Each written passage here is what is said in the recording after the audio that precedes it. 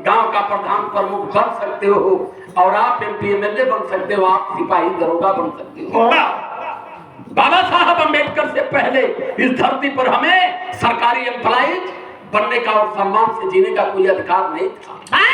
हम अच्छा कपड़ा नहीं पहन सकते थे क्योंकि हम ब्राह्मण के बाप जो ब्रह्मा थे, हम उनके पैर से पैदा थे। उन्होंने अपने चारों वर्णों के हिसाब से हमें कहा हम उनके मुख से पैदा हैं और तुम भारत के 85 मूल निवासी उनके तारों से पैदा हो।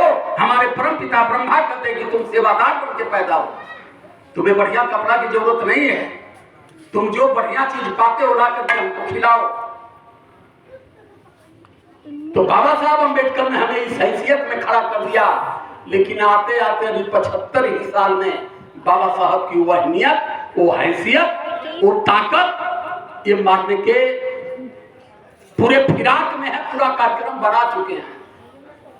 अभी तमाम संत भीड़ से बाहर निकल करके बोल रहे हैं कि अब देश मनुस्मृति से चलेगा और भारत को हम राम राज बनाएंगे, भारत को हिंदू राष्ट्र बनाएंगे। ये सारी कहानियों को जानने की जरूरत, हम हिंदू नहीं है, हम तो भारत के शुद्ध लोग हैं, भारत के शोषित लोग हैं और आज भी हैं। लाइन हमारी संकेत कर रही है, तीसरी लाइन,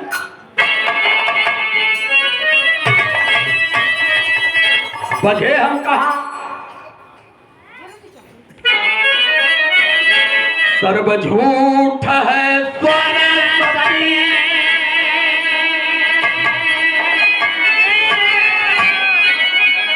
अरे महाझूठ जगदम्ब, दुनिया में जो कुछ है बाबू हर मात पिता यो हम।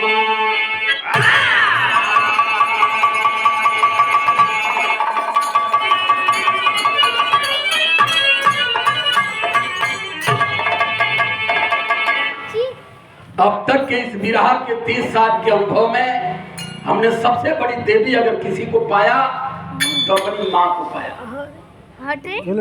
सबसे बड़ा देवता अगर हमने किसी को पाया तो अपने बाप को पाया। बाकी हमने कभी किसी को ये नहीं समझ पाया कि ये बड़े देवता इन्होंने क्या किया हमारे लिए। प्रथम पंथ हमारी बताई कि सर्व झूठ है सरस्वती। मैं जानना चाहता हूँ कि 1830 के पहले इस देश में बेटियों को पढ़ने का अधिकार नहीं था। 1830 के पहले ब्राह्मणों ने अपनी भी बेटियों को पढ़ने का अधिकार नहीं दिया। वो बार बार कहते थे कि इस देश में जब महिलाएं शिक्षित हो जाएगी तो मनवाद यहाँ से समाप्त हो जाएगा। लेकिन माता सावित्री बाई फूले पहली लड़ाई शुरू करके 1848 में पहला विद्यालय उन्होंने इस देश की बेटियों के लिए बनाया। तब इस देश की बेटियां पढ़ना शुरू की। तो सरस्वती किस विद्यालय से पढ़ करके आई थी कि ज्ञान दायिनी, स्वर दायिनी, विद्या दायिनी, सब कुछ उन्होंने कैसे दे दिया। आज तक के समाज जाना सावित्री बाई फूले के इतिहास को दबाने के लिए इन्होंने सरस्वती को ला के दिया। जब हमने सरस्वती पर अध्ययन किया इनके ग्रंथों के अनुसार तो हमारा माथा ही चकरा गया, क्योंकि ग्रंथ में जो सरस्वती का इतिहास बताया गया है, ब्रह्मा,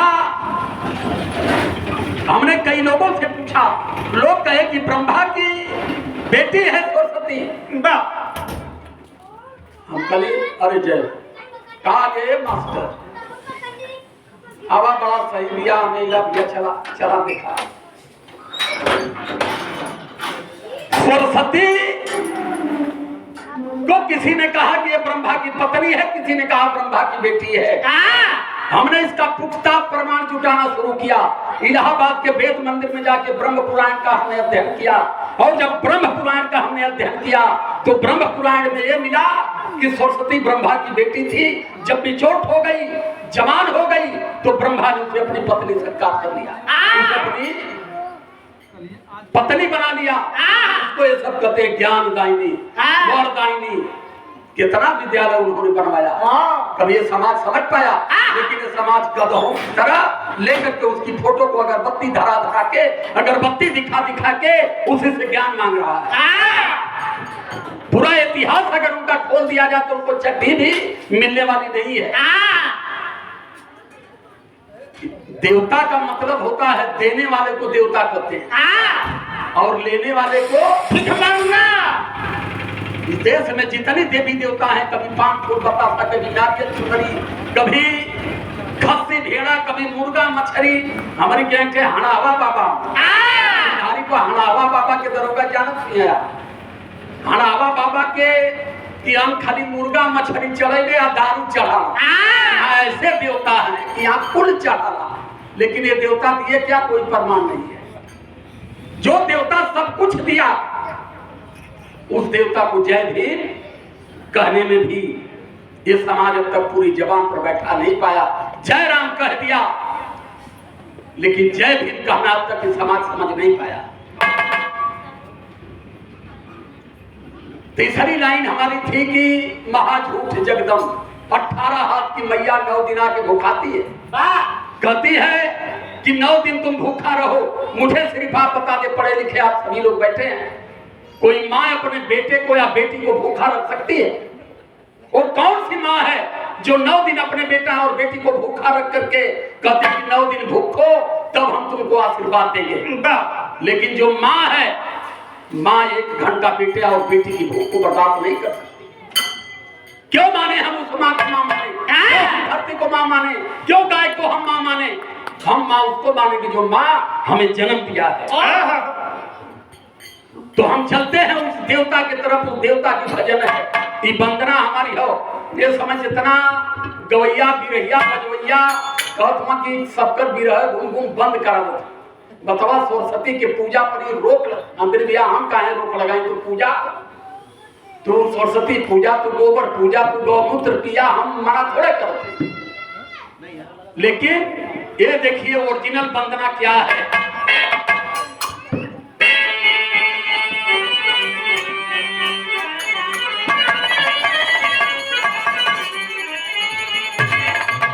बड़ी शानदार कलाकार कंचन काजल जो लगातार कई सालों से हमारे साथ डिबेट करती है।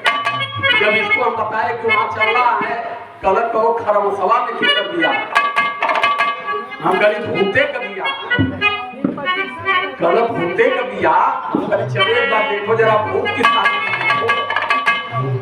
क्या है।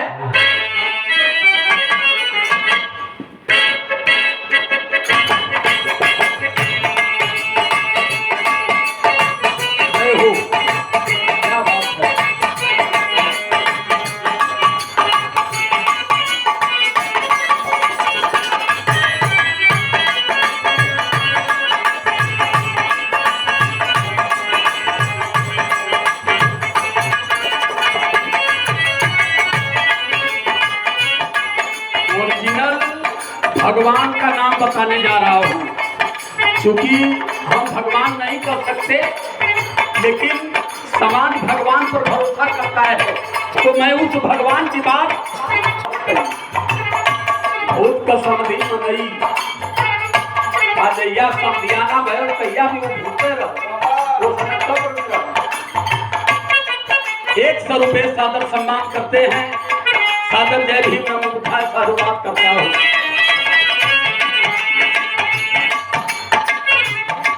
ऐ पूजी मेरे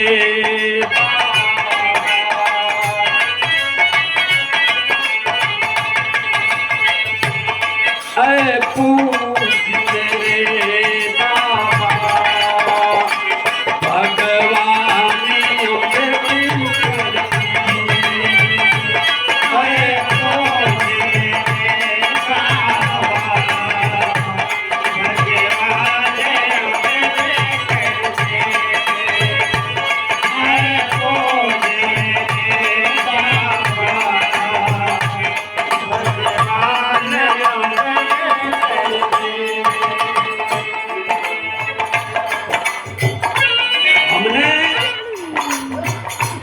कहा कि पूज्य मेरे बाबा भगवान अम्बेडकर जी, हमारे भगवान बाबा साहब ने, क्योंकि संत गुरु रैदास भगवान की व्याख्या में बताते हैं भगवान इस धरती पर है ही नहीं है, लेकिन भगवान की व्याख्या संत गुरु रैदास करते हैं। वो कहते हैं कि भ माने भूमि, ग माने गगन, वाव माने हवा, आ माने आग और न माने नीर। ये 5 चीज मिलकर के भगवान की उत्पत्ति करती है और ये 5 चीज कभी मानव को काटा नहीं। जब सूरज अपनी किरणें बिखेरता है तो यही चमार पहाड़ मुसलमान और पंडित के घर देख करके ना जा। हवा जब चलती है तो एक साथ मानव समाज के घर में जाती है। बारिश जब होती है तो एक बार सारे मानव समाज के घर पर पड़ती है। जात देख करके नहीं, उसका नाम भगवान है। जब भगवान ने कभी जल ने नहीं बांटा, सूर्य ने नहीं बांटा, धरती ने नहीं बांटी, तो फिर किसके बाप से हैसियत पैदा हुई कि हमें जातियों में बांट करके और हमारा शोषण होने का बात हो गया। इसलिए लाइन हमारी कर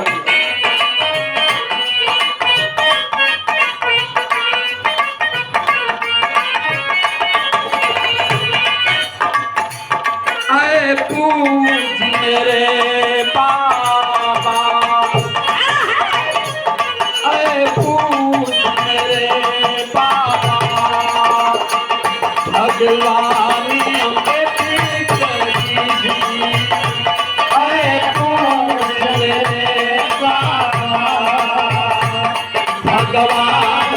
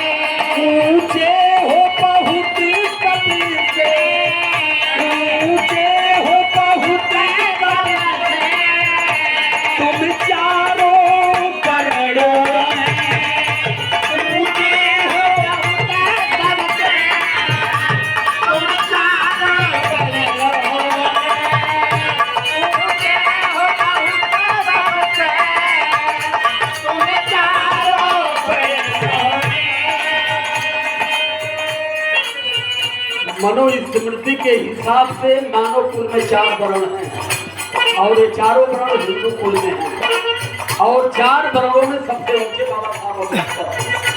क्योंकि जब उनके बाप के हाथ में कलम आई तो उन्होंने मनुस्मृति लिखा, मनुस्मृति ने वर्ण बनाया और वर्ण में हमें सूत्र बनाया और सूत्र में 6,500 जातियां बनाया। लेकिन जब बाबा साहब अम्बेडकर के हाथ में कलम आई तो उन्होंने देश का कॉन्स्टिट्यूशन समता और समानता से भरा हुआ मानव से मानव को एक करने के लिए उन्होंने कहा कि धरती पर जो पैदा है वो सभी लोग मानव से। इसलिए कह रहा हूँ कि मानव कुल में चारों वर्ण में बाबा साहब अम्बेडकर सबसे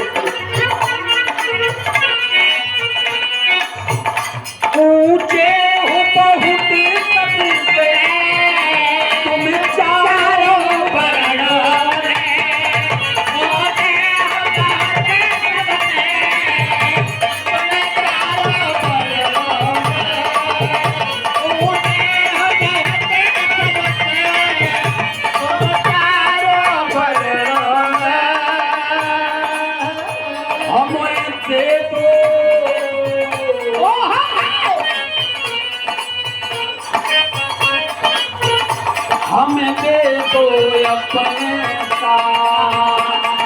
जाने अम्बेडकर जी हमके तो अपना अब जाने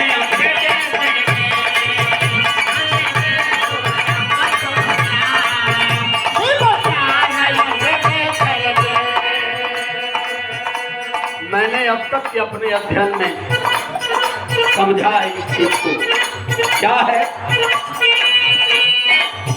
नर रूप में नारायण तुझको मैं समझता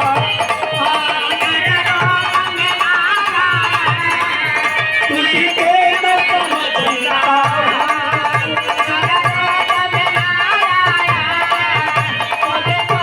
समझता पूजा अर्चनी तेरी नित दिन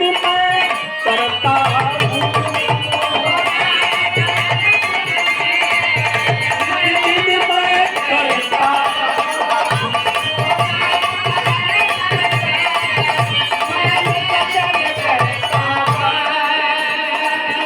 आ जाओ मेरे बन करी आ जाओ मेरे बन करी मेहमान अम्बेडकर आ जाओ मेरे बन करी मेहमान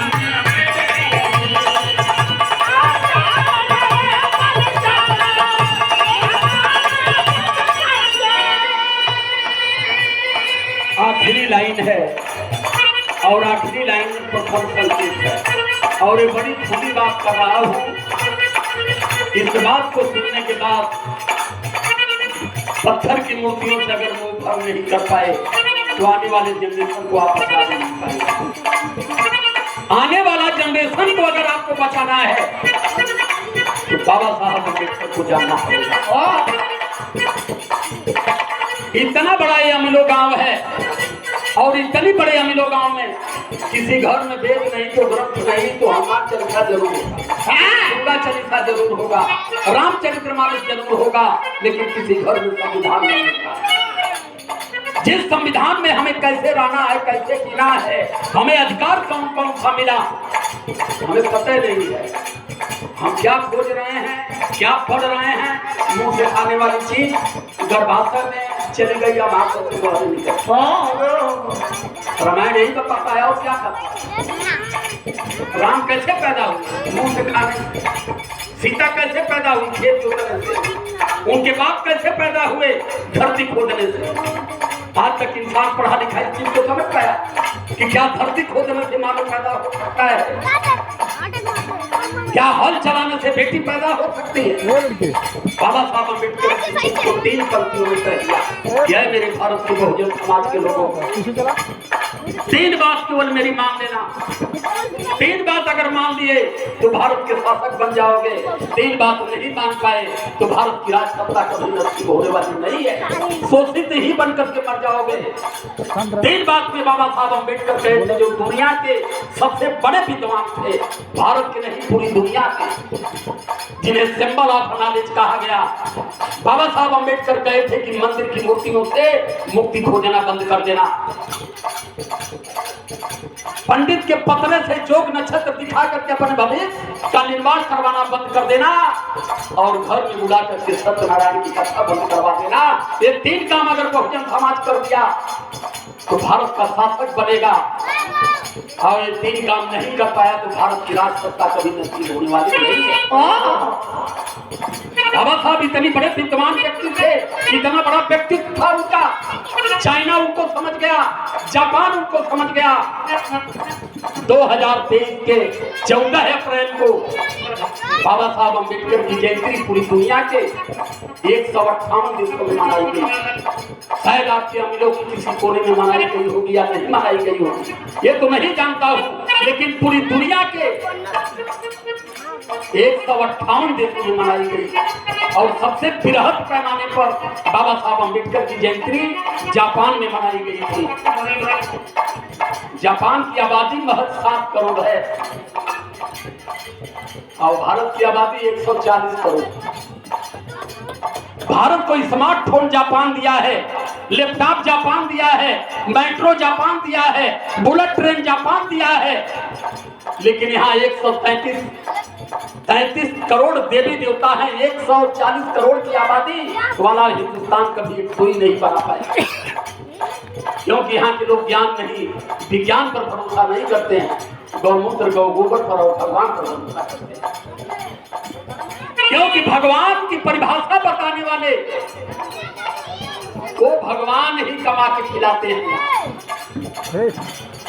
शायद ये जानकारी नहीं होगी आप लोगों को कि भारत में कितने मंदिर हैं।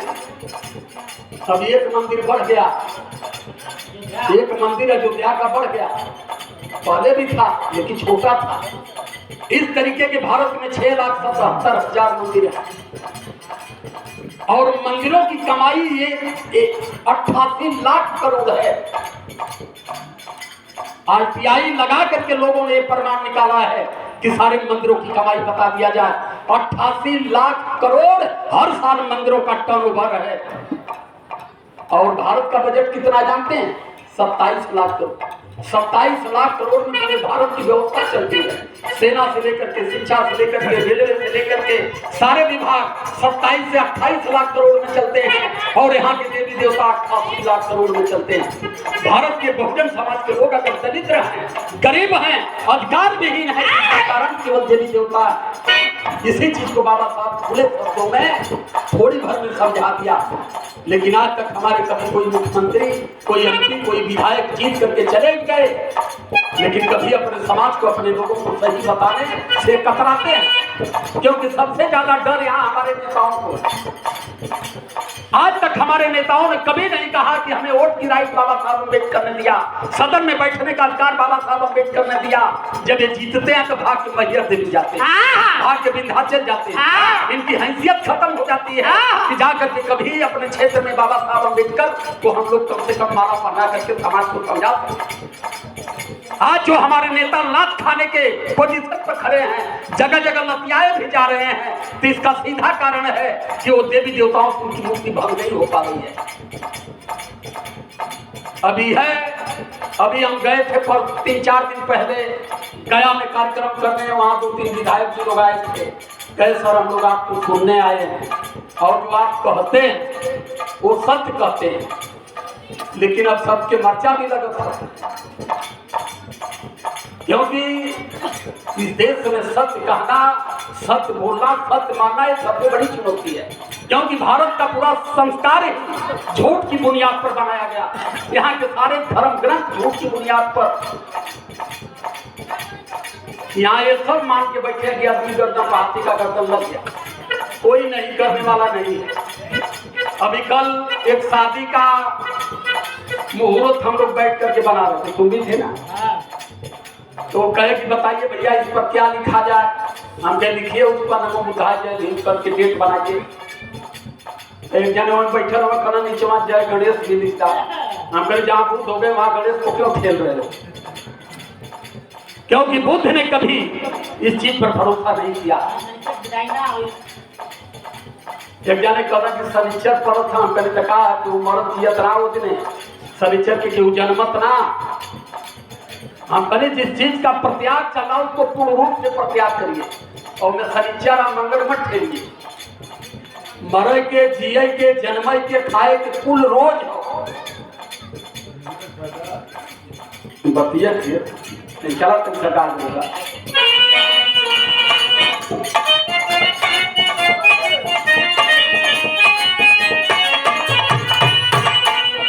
बहुजन के महानायक तुम मेरे उपासक हो।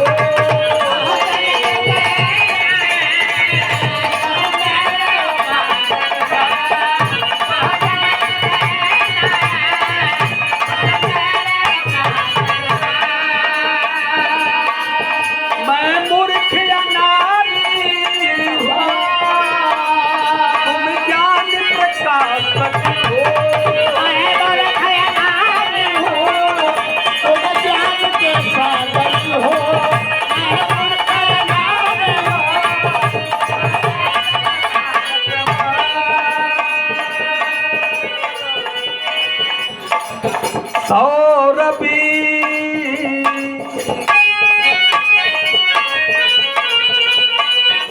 राजकुमारो सौरभी के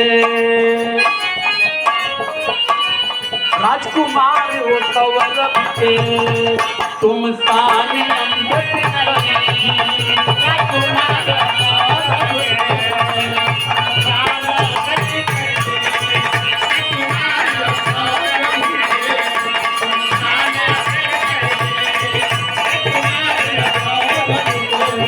तुम साने अमृत